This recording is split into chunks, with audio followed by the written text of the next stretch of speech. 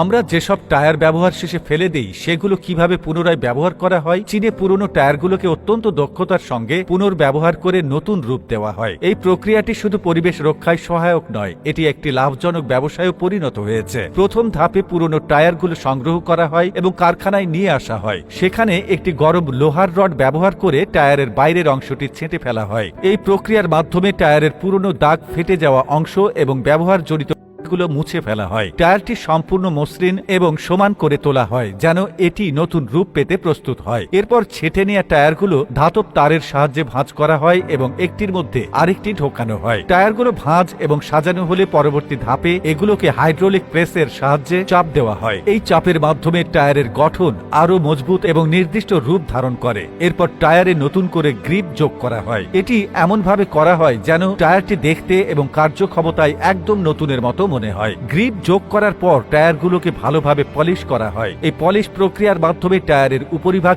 চকচকে রূপ দেওয়া হয়। একবার পলিশ হয়ে গেলে আপনি সহজে বুঝতে পারবেন না যে এটি কোনো পুরনো টায়ার। এটি দেখতে একদম নতুন টায়ারের মতো হয়ে যায়। এই পুনর্ব্যবহৃত টায়ারগুলো পরে বিদেশে উচ্চ দামে বিক্রি করা হয়। এভাবে একটি পুরনো এবং অব্যবহৃত জিনিস থেকে নতুন পণ্য তৈরি করা হয় যা পরিবেশ বান্ধব এবং অর্থনৈতিকভাবে লাভজনক। এটি এক ঢিলে দুই পাখি মারার মতো, একদিকে পরিবেশ রক্ষা, অন্যদিকে ব্যবসায়িক সাফল্য। এই প্রক্রিয়া আমাদের শেখায় যে পুনর্ব্যবহার কেবল পরিবেশের জন্যই নয়, অর্থনৈতিক ব্যবস্থার জন্য অত্যন্ত গুরুত্বপূর্ণ। চীনের এই উদ্ভাবনী উদ্যোগ শুধু টায়ার শিল্পকেই নয়, বরং পুনর্ব্যবহার প্রক্রিয়াকে নতুন মাত্রা দিয়েছে। যে জিনিসগুলো আমরা ফেলে দিই সেগুলোকে নতুনভাবে ভাবা এবং ব্যবহার করার একটি চমৎকার উদাহরণ এই টায়ার পুনর্ব্যবহার। এরপর আছে যে চীনে বাঁশের গুঁড়ো বা বাঁশ পাউডার দিয়ে তারা কত কিছু বানায়। আজ আপনাদের বলবো কিভাবে বাঁশ থেকে গুঁড়ো তৈরি হয় এবং তা দিয়ে কি কি অসাধারণ জিনিস তৈরি করা হয়। একেবারে সঠিক বাঁশ নির্বাচন করা খুবই গুরুত্বপূর্ণ, কারণ এই বাঁশ থেকেই তো পরবর্তী ধাপে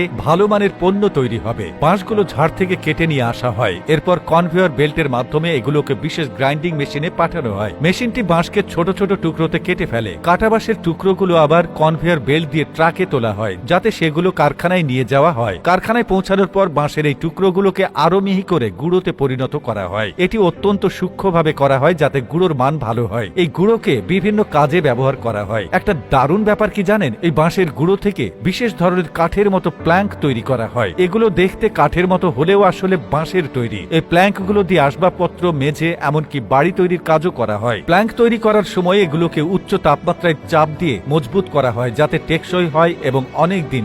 আরেকটা অসাধারণ জিনিস হলো বাঁশ চারকোল। বাঁশের গুঁড়ো থেকে এই চারকোল তৈরি হয় যা রান্না বা জ্বালানির জন্য খুবই কার্যকর। এটি খুব দ্রুত জ্বলে, ধোঁয়া কম হয় আর তাপ সামান্যভাবে ছড়ায়। গ্রামাঞ্চলে বা এমনকি শহরে বারবিকিউ করার সময় এই চারকোল খুব কাজে লাগে। তাছাড়া এটি পরিবেশ বান্ধব হওয়ায় এর চাহিদা অনেক বেশি। চারকোল ছাড়াও বাঁশের গুঁড়ো থেকে তৈরি পণ্যগুলোকে প্রক্রিয়াজাত করে আরো অনেক কিছু বানানো হয়। এই পণ্যগুলো চীনের স্থানীয় বাজারে যেমন জনপ্রিয়, তেমনি আন্তর্জাতিক বাজারেও চাহিদা সম্পন্ন। চীন থেকে এই ধরনের পণ্য তৈরি করে বিশাল পরিমাণ বৈদেশিক মুদ্রা আয় হয়।